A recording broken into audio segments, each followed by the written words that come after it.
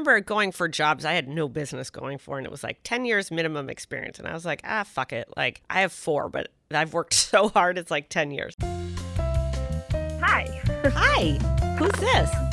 Nicole. Well, what's up, Nicole? Not much. How are you? I'm great. What's going on? One, just working, but I wanted to call today to ask about job experience and tenure and different things like that. So Okay. a little background. I've been at my company for just over 4 years, but in my current position for like a year and a half. Mm-hmm. I'm in operations.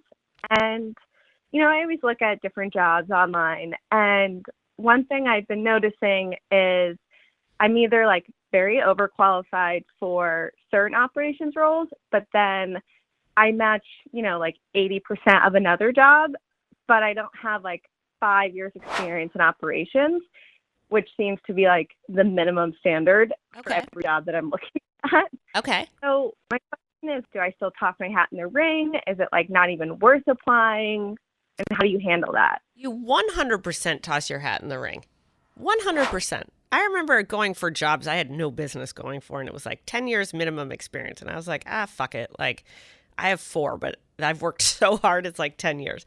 You never know what's going to happen. So, I think it's great to strive for things that you might not be qualified for. I think it's scary. I think it's intimidating. I think it means you have to push yourself. It's going to force you to articulate your experience in a way that allows you to punch above your weight. So you 100% go for those jobs. You do not go for the jobs that you're overqualified for unless you really hate the company you're at and you want to move away and you want to get out now. I would without question start to formulate a cover letter, get your resume dialed in. Look, recruiters put on the job specs like a minimum of this much experience, a minimum of that experience. At the end of the day, they don't really give a shit. They just want someone who genuinely knows how to do the role, and it has enough expertise that the company can benefit from. So I would absolutely not let that stop you.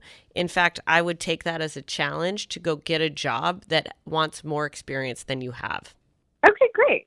Do it. That's good advice. Yeah, go do it. Yeah. All right. Good luck. Thank you. Okay, bye-bye. So we have Work Like a Girl today. We love Work Like a Girl almost as much as I love a princess sleeve or a stripe. But even more than that, we love having great accounting partners. So my partner is Omega Accounting Solutions. They're awesome. They're based in California, but you know what they do? They help small business owners get their shit together about their accounting. Nobody wants to think about accounting. Hand up, hate talking about accounting. But these guys are great. They have a great handle on small businesses. They know all of the tax credits that you can get. They are like having a big accounting firm helping your small business. Make sure you take advantage of every tax law out there. And the other thing is they can make sure that you are not missing out against the big guy on tax credits you can be getting related to COVID. So go to omegataxcredits.com if you are in need of a great accountant. That's 1-800-704-2000 or omegataxcredits.com to learn more. Hey Erika, this is Ned. Hi Ned, what's up? First of all, really enjoy that you do this. And I am an analyst within the healthcare sector. Okay. And I have been in that role now for 18 months. And back in March, there was the first discussion with my director that they were starting to look at sort of restructuring. Our team has grown exponentially since I started, and sort of he floated out there, is that something you'd be interested in, knowing that I plan my career goals will go beyond this team. I've been sort of waiting on that, and I did get word that they finally put forth a restructuring proposal last week. Okay. And their goal is to have it done by the end of the year, which would mark 2 years in this role. So that's sort of the longest I want to be an analyst. Yeah. And my question is sort of twofold. A, if they push it back beyond that, beyond sort of 2 years, how forceful do I need to be in terms of letting them know, hey, I'm starting to look for other jobs? And then the other question is, say everything goes smoothly and they have a position that's a supervisor role that they pretty much said would be mine. What is the sort of minimum raise I should accept for going from an analyst to a supervisor role? Ooh, all right. This is great. Well, so congratulations for being considered for more. That's awesome. I would think about doing a couple things. One is, why don't you send a note to HR or management or whoever the powers that be are that says something like, hey, I just want to check in on the progress. Here's what I'm most excited about in the supervisor role. Here's what I really am looking forward to bringing to the table. I would also ask the question if you could start doing things now. Like, is there something you can be doing now that, that kind of cinches the deal or helps move this process forward? It sounds like your company isn't the fastest moving company. If it's taking 8 months to do a restructuring, that's pretty normal, I would say, in a big company and maybe in the healthcare sector. But I would send a really positive note. One, checking in on the timeline, and then two, offering up your services in a greater than an analyst capacity. And three, just reiterating, your qualification and your desire to do more. I think that's great. Once you send that email, it'll give you the opportunity to have the conversation.